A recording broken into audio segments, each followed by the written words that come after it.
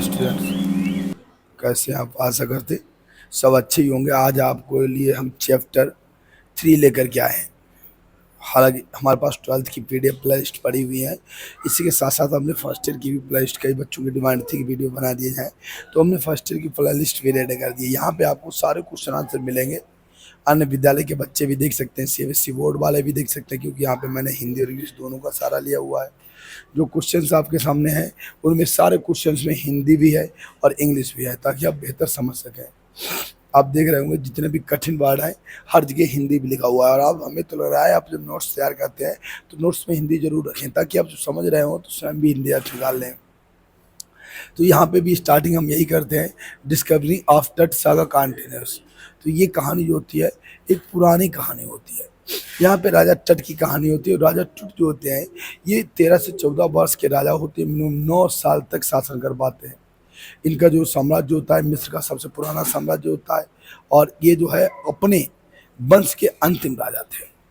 तो इन्होंने क्या किया कि इनका जन्म होने के उपरांत कुछ ही समय बाद ये जो राजा बना दिए गए 8 से 12-13 साल में। और राजा बनने के बाद अचानक इनकी मौत हो जाती है। पता नहीं लगता है किस कारणों से मौत होती है। फिर इनकी मम्मी को, हालांकि पैसे वाला पूरा फैमिली था, बंसी पैसे वाला था, तो इनको जो है इनके जो ताबूत होता है टॉम, तो टॉम इनका जो मकबरा होता है उसमें इनको बहुत सारे, उस वक्त एक प्रथा होती थी कि जो व्यक्ति, जैसे आज हम लोग क्या कहा करते हैं कि क्या कमाने में लगे हो, मरोगे तो कोई साथ नहीं जाएगा, कुछ नहीं साथ जाएगा। लेकिन तब क्या लोगों में मानते थे कि जो व्यक्ति जितना पैसा वाला होगा उसके मकबरे के साथ, उसकी समाधि के साथ बहुत सारी चीज़ें उतनी ज़्यादा रखी जाएंगी। तो ये पैसे वाले राजा थे, तो इनकी भी समाधि के साथ इनका जो मकबरा था वो पूरा सोने का बनवाया गया था। और इनकी समाधि के साथ में बहुत सारे खाने पीने की खाद्य सामग्री थी, महंगे महंगे आभूषण थे, उसके बाद में वस्त्र से बहुत सारी चीज़ें रखी गई थी। और गेम खेलने के लिए कि दिनचर्या, यानी जीवन के उपरांत क्या करना है उसके लिए उस वक्त इनकी जो है हर कई सारी ट्राइब्स आज भी ऐसे, आज भी रीत रिवाज है जिनमें जो है बहुत सारी चीज़ें साथ में रखी जाती हैं। तो यहाँ भी यही किया जाता था। उसके बाद में मिनिमम 3000 साल बाद जो होता है इनकी मम्मी का विश्लेषण किया जाता है। हालांकि मिस्र के जो मैन, वहाँ के कई कई लोग होते हैं, वहाँ पे इनमें से ही क्वेश्चन आता है, कई 2 से 3 लोग होते हैं जिन्होंने जो था इनकी मम्मी का दोबारा विश्लेषण किया। ये होते हैं यहाँ पे जाही हवास, जो 1922 ईस्वी के जो थे जाही हवास होते हैं। और जाही हवास जो होते हैं ये मिस्र की सभ्यता के सेक्रेटरी जनरल होते हैं। सभ्यता के, प्राचीन सभ्यता के सेक्रेटरी जनरल होते हैं। और ये भी एक विद्वान थे और बहुत ही ज़्यादा साहित्यकार थे, ऐतिहासिक व्यक्ति थे, पुरातत्वविद थे। ठीक है, तो इन्होंने जो था इनकी कब्र को 1922 ईस्वी में खोला, यानी बिल्कुल कुल मिला के ये मिनिमम 3000 साल बाद, 3300 साल बाद जो है इनकी कब्र दोबारा खोली जाती है। देखा जाता है कि राजा के साथ में क्या घटित हुआ था, क्यों, कैसे इनकी मृत्यु हो गई, तो इसलिए इनकी कब्र खोली जाती है।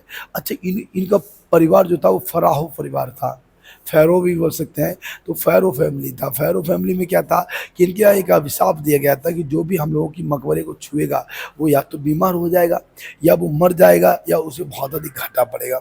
तो हालांकि इनके साथ भी जाही आवाज़ जो थे, इनके साथ भी कुछ ऐसी घटना होती है जिससे कि इनके मकबरा जो था वो 1922 में ओपन होने के बाद फिर बंद कर दिया जाता है। इसके बाद इसको कोई नहीं देखता है। और फिर दोबारा 2003 और 4 में कार्टेज करके जो आते हैं वैज्ञानिक पुरातत्वविद, वो खोलते हैं और वो इनके मकबरे का पूरा निरीक्षण करते हैं। तो उस दिन क्या होता है कि उस दिन भी हालांकि कहावत ही बनी हुई थी कि इनके मकबरा जो भी खोलेगा वो मारा जाएगा, मर जाएगा, या वो बीमार हो जाएगा, या कोई कमी घाटा पड़ जाएगा।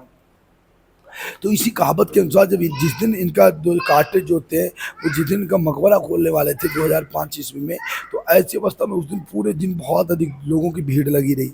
लोग आते रहे कि वही मकबरा है, देखिए इसके साथ क्या होगा, ये वैज्ञानिक के साथ क्या होगा, पिछला वैज्ञानिक तो मर गया था। तो ये सब देखने के लिए आते, कई लोग तो ये देखने आते कि कौन थे राजा, उनके बारे में बहुत सारी जो है दीवारें वगैरह थी, उन पर लेख लिखे हुए थे, तो सब लोग देखने आते हैं।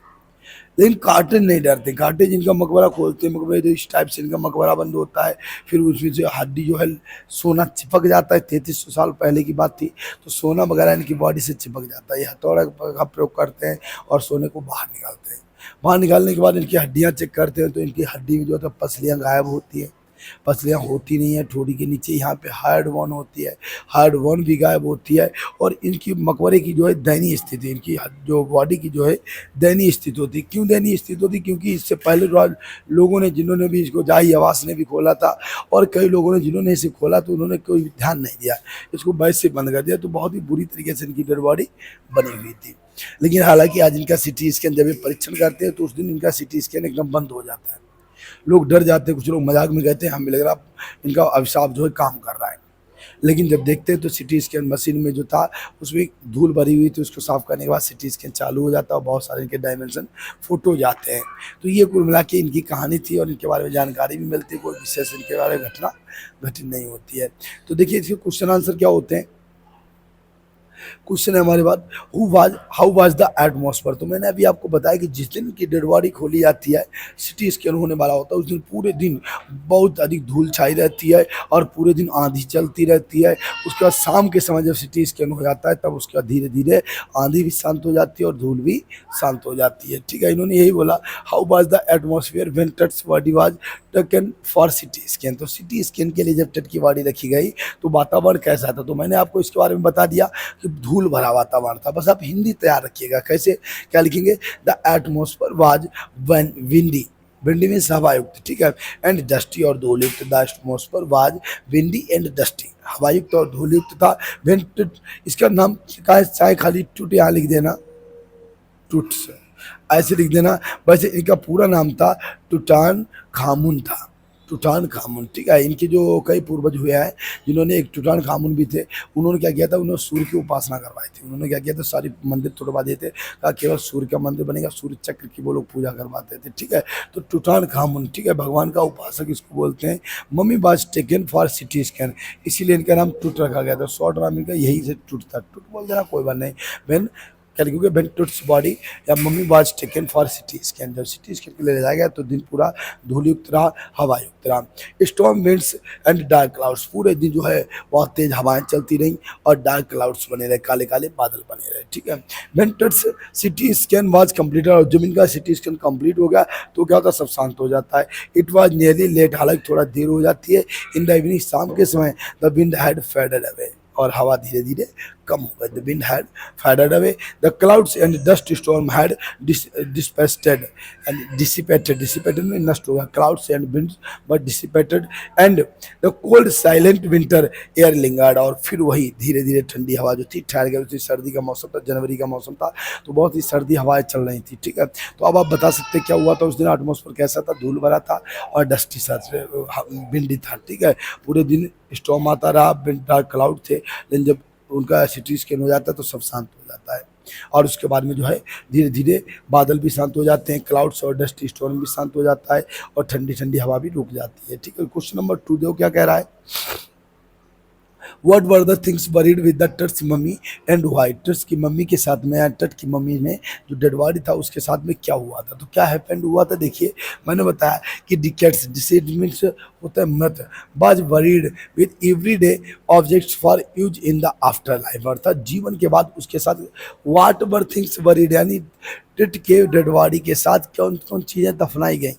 मैंने अभी कहानी बताई थी कि जितनी विद्यालय की चीज़ें, उपयोगी चीज़ें थी, उनके साथ गेम थे और उसके बाद अन्य बहुत सारी वस्तुएं, खाने पीने की चीज़ें और सोना चांदी ज्वेलरी सब एक साथ दफनाए गए थे। ठीक है, तो देखो द डिकेट्स वाज वरीड, या डेड बॉडी लगा देना यहाँ पे। ठीक है, the dead body was buried with the every object, every day object for use in the after life, जीवन के बाद। Grave goods in clouds ports, अर्थात ग्रेव माने कब्र में, गुड्स माने वस्तुएं होता है, कौन कौन चीज़ें, पोर्ट्स थे, बर्तन थे, कॉम्स थे, कंगे थे, स्टोन बेजल अर्थात पत्थर के बर्तन थे, एंड स्लेट थी, प्लेट थी, ऑन विच मैग्नेकाइट्स, और मैग्नेकाइट धातु की बनी हुई प्लेट और बहुत सारे बर्तन रखे हुए थे।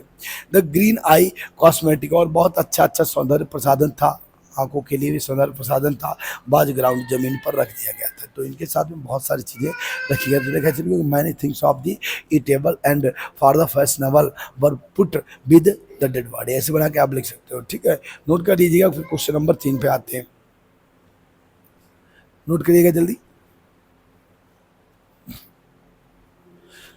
क्वेश्चन नंबर 3 हमारा कह रहा है व्हाट इज द फेरोज कर्स। तो मैंने अभी बताया था फेरो का अभिशाप क्या था। फेरो का अभिशाप ये था कि जो भी हमारे परिवार के किसी व्यक्ति की डेड बॉडी को छुएगा, टॉम को छुएगा, उसको या तो वो बीमार हो जाएगा या उसको नुकसान हो जाएगा और या वो मारा जाएगा। बस ये इनका अभिशाप था। कैसे लिखेंगे, फेरोज कर्स इज द पॉपुलर लेजेंड।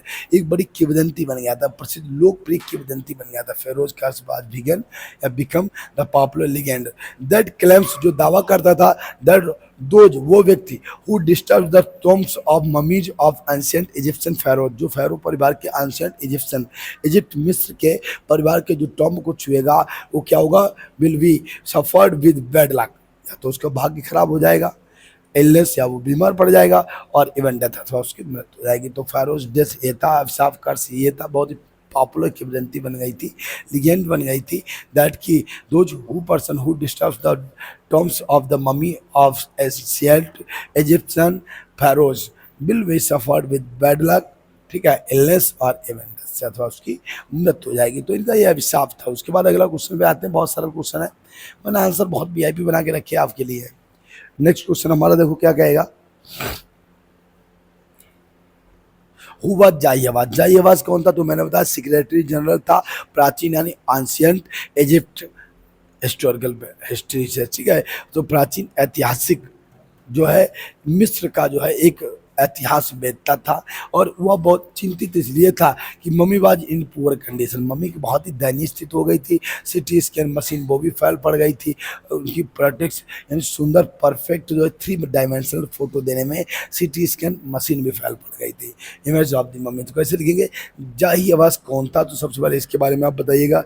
जाही Hawass was the secretary general of Egypt supreme council of antique, antiquities means प्राचीन समय के, एंटीक्यूट एंशिएंट लगा देना, ठीक है। ही वाज वरीड, और चिंतित था, दैट कि mummy was in a poor condition, mummy की कंडीशन बहुत ही पुअर थी, and that CT scan machine was might fail या was not working well to do a perfect 3 dimensional image of the mummy, mummy की dimensional image, perfect dimensional image देने में असफल हो रही थी। अगला क्वेश्चन हमारा क्या कह रहा है, नोट कर लीजिएगा, ये भी आंसर आपका बहुत अच्छा है, हमने कारण भी इसका बता दिया। Which question still linger about टट के बारे में आज भी कौन सा प्रश्न हो रहा था कि वो उसकी मृत्यु कैसे हुई। प्रश्न ये था कि टट की मृत्यु कैसे हुई और मृत्यु के समय वह कितनी उम्र का था और क्या कारण रहा जिससे उसकी मृत्यु हो गई। तो बस यही क्वेश्चन इसका था, ठीक है। तो देखो कैसे लिखेंगे आप इसका आंसर, द 2 बिगेस्ट क्वेश्चन, 2 बड़े क्वेश्चन क्या थे, स्टर्लिंगर अबाउट टोटलिंगर माने ठहराव, कौन से 2 बड़े क्वेश्चनों का ठहराव जो है आज भी बना हुआ था। तो 2 बड़े क्वेश्चन क्या थे, नंबर 1 था कि अबाउट टुट और हाउ डिड ही डाई, और कैसे मरा, and how old was he at the time of his death, अपने मृत्यु के समय उसकी उम्र क्या थी। तो 2 क्वेश्चन जो थे बहुत ही परेशान कर रहे थे कि how did he die and how old he was when he was dead, ठीक है, जब उसकी मृत्यु हुई। He was the last of his family lines, वह अपने परिवार का अंतिम शासक था। He was the last king of his family, ऐसे भी लगा सकते हैं। And his funeral was the death rattle of the dynasty, और राजवंश की खड़खड़ाहट में उसकी फर्नल, उसकी जो है कफन में उसका दफना दिया। His funeral was the death rattle of the dynasty, अर्थात उसी राजवंश की खड़खड़ाहट में उसकी मृत्यु भी हो गई थी, ठीक है, राजवंश के चलते उसकी मृत्यु होती है। नेक्स्ट क्वेश्चन साथ नहीं है हमारे पास, एक लॉन्ग क्वेश्चन है, इसको पहले नोट कर लीजिएगा फिर आगे बढ़ते हैं। नोट करिएगा जल्दी।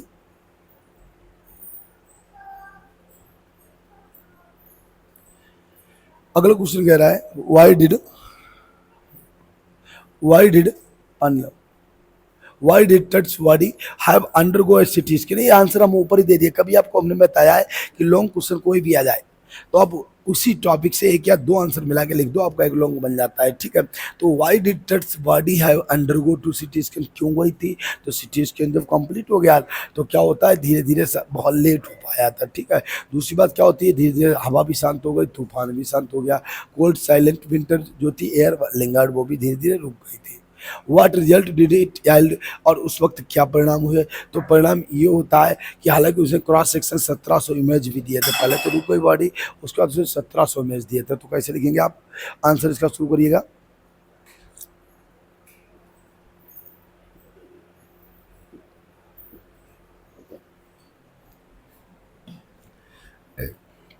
तो देखो कैसे लिखेंगे, when touch CT scan, was completed. It was nearly late. रात का समय हो चुका था. In the evening, the wind had faded away. और हवा भी शांत हो गई थी. The clouds and dust had dissipated. और हवा बादल जो थे और वो तूफान स्टॉर्म जो थे वो भी शांत हो गए थे. The cold silent winter are lingered. और कोल्ड साइलेंट यानी धीरे धीरे चलने वाली ठंडी हवा भी शांत हो चुकी थी. अगला क्वेश्चन क्या होता है उसके बाद में, the CT scan displayed at the mummy from the head to toe. अर्थात सिर से पैर तक अंगूठे मम्मी का सिटी स्कैन किया गया. 1700 डिजिटल एक्सरे इमेज किए गए क्रॉस सेक्शन में. क्रॉस सेक्शन 1700 इमेज किए गए. It shows A grey head. उनका हेड जो था ग्रे दिखाई दिया. नेक वर्टिब्रा और गर्दन की रीढ़ की हड्डियां दिखाई दी. द हैंड हाथ दिखाई दिए. Several image of the ribs case दिखाई दिए. And the transaction of the skill. और खोपड़ी का जो है ट्रांसेक्शन किया गया जो है एक्स्ट्रा किया गया. तो ये सब चीज़ें की गई. इसमें क्या होता है कि ट्विट्स के बॉडी के साथ में क्या गया तो 1700 इमेज किए गए और उसके सारे सारे पार्ट्स ऑफ दी बहुत सारे पार्ट्स होते शरीर के सारे बॉडी पार्ट्स के जो फोटो लिए गए. ऐसे आप बना के लिख सकते हो. ठीक है, नोट डाउन कर लीजिएगा ये हमारे क्वेश्चन. और उसके बाद में आप प्ले लिस्ट पे जाएगा तो आपको सारे टॉपिक मिल जाएंगे. अब इसके बाद में पोएम नंबर 2 भी आपके पास आएगा. पोएम 3 भी आएगा. पोएम 1 हमने बना रखा है. नोट करिएगा. इसी तरीके से टोटल कंप्लीट नोट कर लीजिएगा. जो लोग पहली बार वीडियो देख रहे हैं वो उसको सब्सक्राइब जरूर कर दीजिएगा चैनल को. और आप लोग मैसेज किया करो. आपको समझ में आया नहीं आया मुझे बताया करो ताकि मैं आपको जो है और भी थोड़ा सुधार कर सकूं. आपके दोस्त जो है विद्यालयों में पढ़े उनके पास शेयर कीजिएगा ताकि वो लोग भी उसका लाभ उठा सकें. क्लास 12 का टोटल सिलेबस पढ़ा हुआ है. इंग्लिश का भी पढ़ा हुआ है. केमिस्ट्री का बायो का भी पढ़ा हुआ है. वो भी आप देख सकते हैं. दोस्तों को भी बता सकते हैं. इस तरीके से आपको भी लाभ होगा कहीं ना कहीं और आपके दोस्त भी लाभान्वित हो जाएंगे. आज के लिए जो है जय हिंद.